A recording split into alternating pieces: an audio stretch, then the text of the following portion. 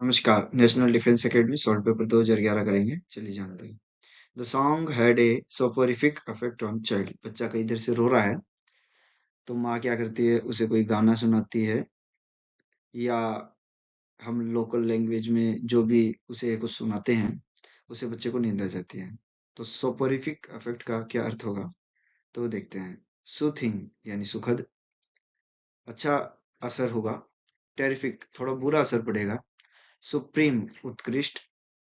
Sleep inducing यानी नींद लाने वाला। तो जो गाना है बच्चे को नींद लेके आएगा। तो क्वेश्चन नंबर 1 में हम ऑप्शन करेंगे डी। क्वेश्चन नंबर दूसरा करते हैं। चलिए। His allegiance to the party was suspect from the very beginning. उसकी वफादारी पर लोगों को पहले से शक है। तो इसका आंसर हम ढूंढेंगे सर्विलिटी। क्या वो एक चापलूस है? ओबीडियंस आज्ञा पालन है, पार्टी के सारे निर्देश मानता है। लॉयल्टी वो वफादार है। पैसिविटी चुपचाप रहता है और सब कुछ सह लेता है।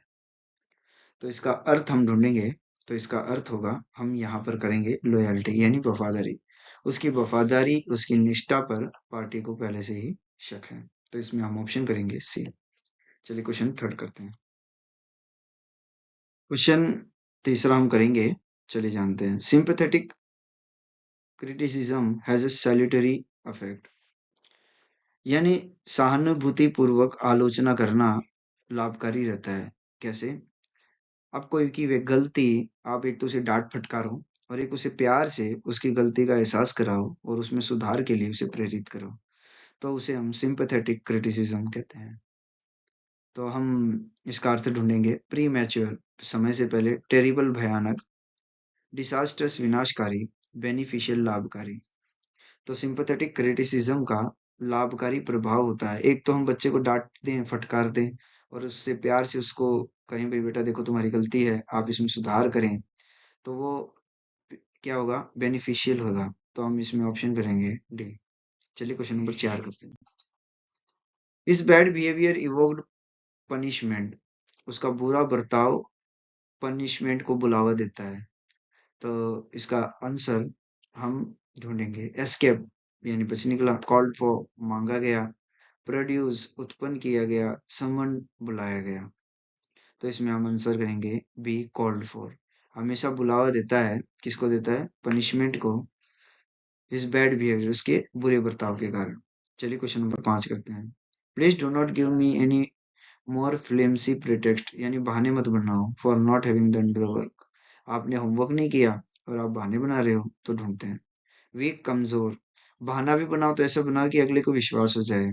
स्ट्रॉन्ग मजबूत, जस्टिफाइड न्याय संगत, इम्पल्सिव उत्तेजक कि अगले को गुस्सा आ जाए, ऐसे बहाने मत बनाओ। स्ट्रॉन्ग कुछ मजबूत बनाओ, जस्टिफाइड न्याय संगत। तो यहाँ पे टीचर जो उसे कह रहा है फिल्म से, यानी उसने कमजोर बहाना बनाया जो टीचर को पता चल गया है झूठ बोल रहा है। तो इसमें ऑप्शन करेंगे हम ए। क्वेश्चन नंबर 6 करते हैं। चलिए देखिए। He was the court appointment lawyer for 56 indigent defendants. Court ने उसे लॉयर, कोर्ट के द्वारा एक लॉयर अपॉइंट किया गया है, क्योंकि जो बाकी लोग हैं वो लॉयर अफोर्ड नहीं कर सकते, तो कोर्ट के द्वारा एक व्यक्ति को लॉयर अपॉइंट किया गया है। चलिए जानते हैं। इसका अर्थ ढूंढेंगे। इंडियन न्यूज भारतीय समाचार। पुअर गरीब, गिल्टी दोषी, अनटायर्ड अथक। तो पुअर यानी दोषी अपराधियों के लिए लॉयर अपॉइंट किया है। अनटायर्ड अथक लोगों के लिए इंडियन न्यूज।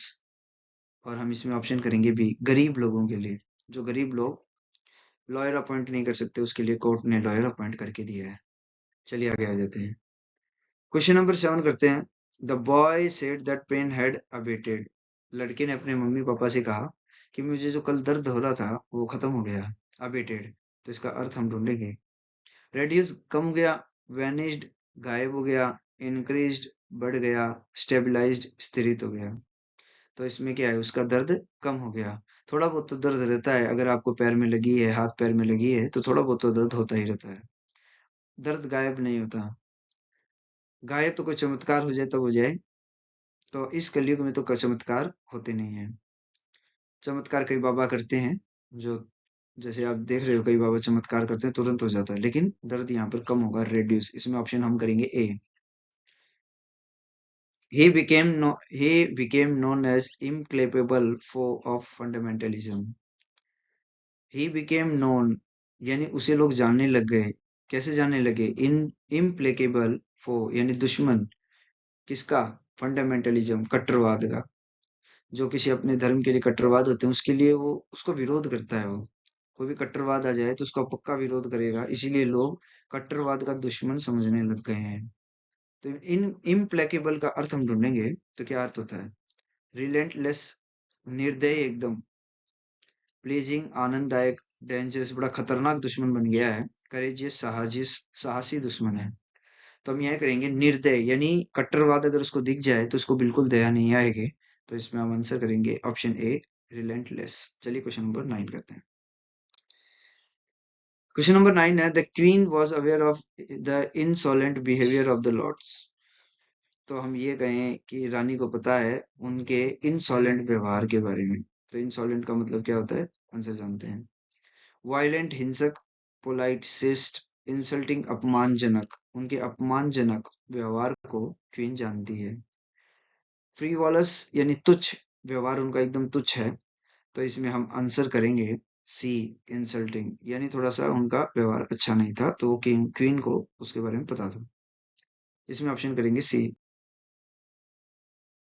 क्वेश्चन नंबर 10 करते हैं। Modern man is pragmatic in his dealings. Modern man जो है आजकल प्रैक्टिकल हो गए हैं डीलिंग्स में, यानी आजकल की सिचुएशन देख के वो डीलिंग करते हैं। तो आंसर ढूंढेंगे प्रैक्टिकल। प्लेफुल, थोड़ा चंचल हो गए हैं। कॉजल, कारण बताने वाले हो गए हैं। क्लेवर, बड़े चतुर हो गए हैं आजकल के व्यापारी। यानी आजकल का इंसान व्यवहारिक हो गया है अपने व्यवहार में, यानी प्रैक्टिकल हो गया है। तो हम इसमें ऑप्शन करेंगे ऑप्शन ए, प्रैक्टिकल। 10 क्वेश्चन हमने किया 2011 का। सिनोनिम जितने भी थे हमने कर लिए। हम अगले पेपर में इसका पार्ट 2 करेंगे। 2011 में एक सेकंड पेपर और पूछा गया, उसका करेंगे। आज के वीडियो में इतना ही। Okay, thank you. उम्मीद है आपको ये वीडियो पसंद आई होगी। अगर आपको पसंद आई हो तो लाइक और सब्सक्राइब कर लें। Okay, thank you.